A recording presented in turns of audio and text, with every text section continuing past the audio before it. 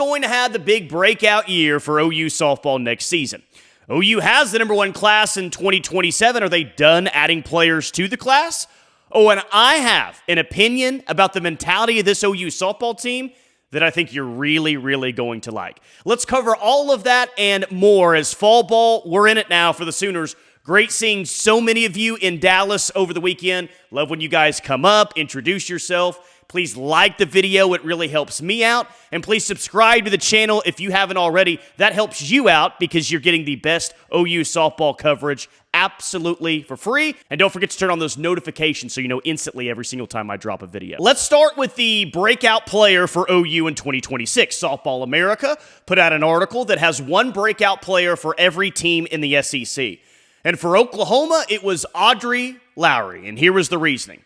The Sooners returned nearly their entire starting roster from last season, while Oklahoma added Sydney Berzon and Miley Wachenio in addition to freshman arms. Lowry offers a different skill set from other pitchers. Lowry has a 23% whiff rate in her limited innings. So I actually agree with Softball America with that selection. It's the one that I would have picked. And for those of you that watch all the videos, one, thank you very much. But two, you know what I've been saying about Audrey Lowry all off season long. This is her year. I truly believe that. And I've been telling everyone that I think that's going to be the case. Tiare Jennings, Sydney Barker, you guys as well. I'm just really excited for her. And I get giddy when I talk to a legend like Tiare Jennings and she's telling me how much spin she has in the circle and how tough those pitches are to hit. Yeah, I like that a lot. So, yeah, I definitely agree on the Audrey Lowry pick. Who would you guys take in that? I think that there's a lot of candidates here. I think there's some fun names to think about, like a Chaney Helton, who's had a very good fall up to this point. Maybe even like a Berkeley Zakay, who's looked good so far. Let me know who you would pick for your breakout player in the comments. Is OU done in the 2027 recruiting class? They may be. Aspen Boulware just recently committed to South Carolina. Vivian Knott recently committed to Stanford. So that means every player that visited during the two big recruiting weekends has committed to OU or elsewhere. Wanted Boulware, wanted Knott. But this is still a very, very, very good recruiting class. #1 in the country. It's an elite recruiting class. #1 in the country according to Softball America, with 2 of the top 3 players committed. Now, I don't know if OU has plans to host any more players in the 2027 class. I kind of have a feeling that they may be done in 2027. That's a guess for me.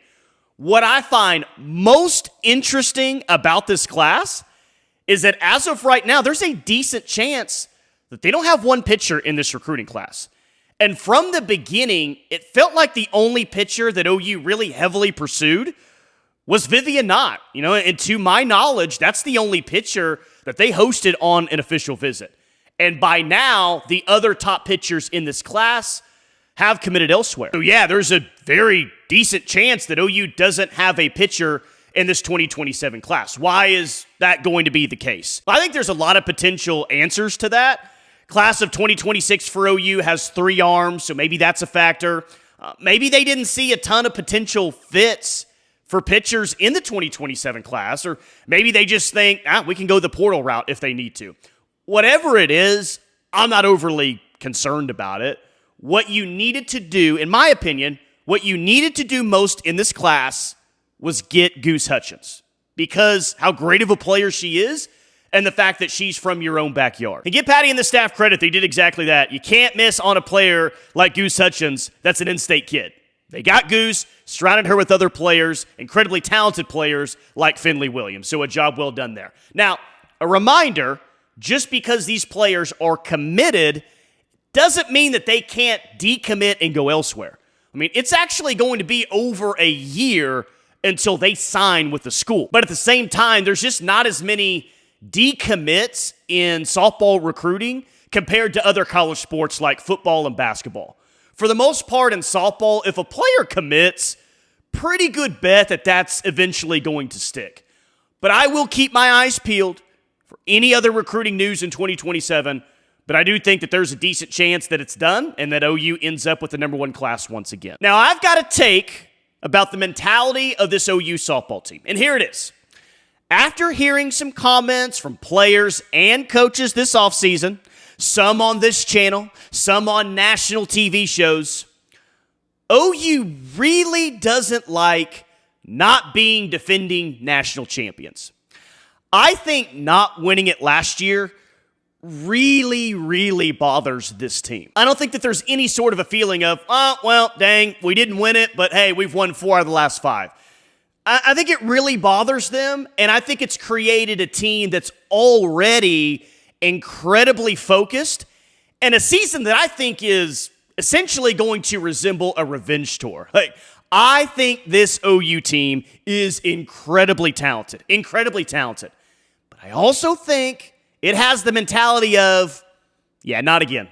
Not doing that again. Not coming up short this time around.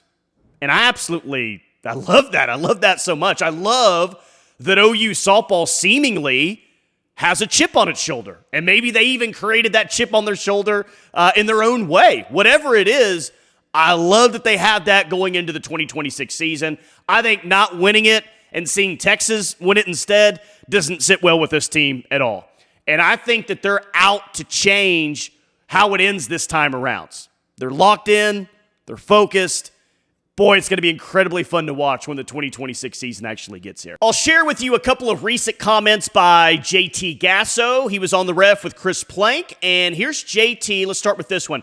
Talking about what he wants to see from OU throughout the course of fall ball. At the end of the day, to make it very simple, we want to make everyone better, and I think that's the big thing with having the Team USA experience and how everything went was like we still have a capacity to get better. There's a lot of players out there that are just better than what we are, and it's like, how can we make ourselves, what can we do to make ourselves into the best? And I think that pursuit is just something that every athlete wants or can strive for. So we've seen some really, really intense practices, and I think we've seen ourselves improve just within the last 2 weeks, like very rapidly. So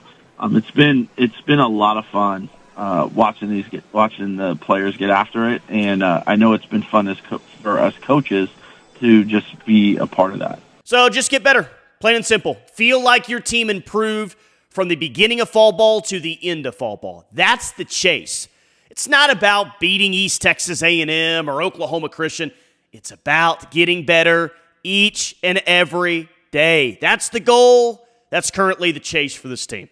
Here's another one from JT talking about one of my favorite players, Sydney Barker. Yeah, no, absolutely. And I think the big thing is just, especially when freshmen come in, it's just a new part of their lives. They're just outside of softball, and you got to get used to being away from home and managing school, managing softball, just doing all this stuff. And so, she just handled all of it very well. So now you look at, this, now that you've got a year under your belt, like, how can you get better? And I think what you're going to see especially with a lot of the sophomores, you're going to see them getting stronger, getting faster, and they just, start to morph into these really elite athletes. So, I'm excited to see kind of how she continues to push herself and just overall, continue to learning the game so that she is slowing it down.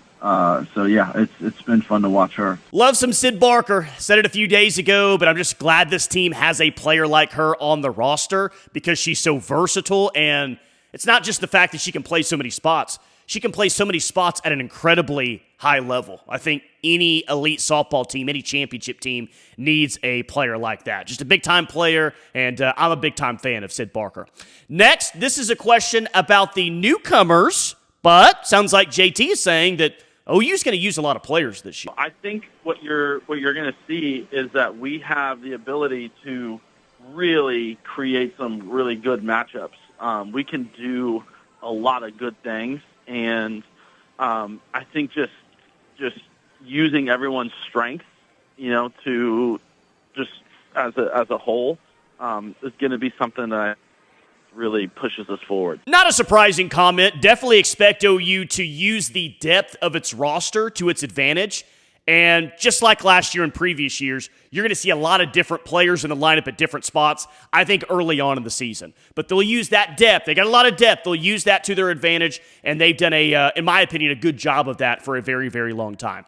Last one, here's JT bragging on Chaney Helton and also talking about the OU outfield. Yeah, I've seen, just within the last month, Chaney Helton has really, taken some giant steps. We were playing in that team USA game, and she threw an absolute bullet to third base that threw a runner out. And that was one of our big things last year was not just outfield play, but like outfield arms. And so we've been really just making a big effort to just kind of tighten that up and make that a strength, and you're already starting to see it show out. I put out a short video on Friday that has my 3 biggest storylines so far this fall. And if you missed it, I'll quickly run down my 3. What are your biggest storylines? Again, drop them in the comments. Take number 1. Kendall Wells looks the part, and boy, do I love it. She looks the part at the plate. She looks the part behind the plate. She's showing off her power bat. She's showing off her rocket arm. And not only those things make me really excited, but she just looks comfortable. Like, that's not easy to do for a true freshman catcher that came in with so much hype and so many expectations. Been very, very impressed with Kendall Wells by what she's shown, but with how comfortable that she looks as well. Next is Berkeley Zakay in the circle. She looks comfortable as well. Has pitched in both fall games, looked really good in both of those. I think she adds even more depth in the circle for OU, and they may have even more quality arms than I thought a month ago. Berkeley Zakay looks fantastic so far this fall. And lastly is Cassidy Pickering at first base. She's certainly getting a chance at that spot like we thought that she might. Now, it's just the fall, and maybe they're just using it as a way to get her as many reps as possible at first base. Maybe they want to know for sure before the season starts what she looks like in some game action. But regardless, that is a big position battle, first base, and Cassidy Pickering is getting a lot of opportunities. Will she play first in 2026? I think so, very possible. We'll see if she's the everyday starter. But if not, she's going to be an everyday player somewhere because she's truly one of the best hitters in all of college softball. All right, lastly, let's run down the upcoming schedule this week. OU's got a game against Oklahoma Christian at Loves Field on Wednesday night. And then Battle Series game number 2 on Friday night. We got 2 games this week. Let's go. And you guys know I'll have them both covered. I'm going to try and make it out to the game on Wednesday night. So say hi if you're out and about at Loves Field. Would love to meet as many of you guys as possible. But as always, please like the video, subscribe to the channel, turn on those notifications. As always, guys, thank you for watching.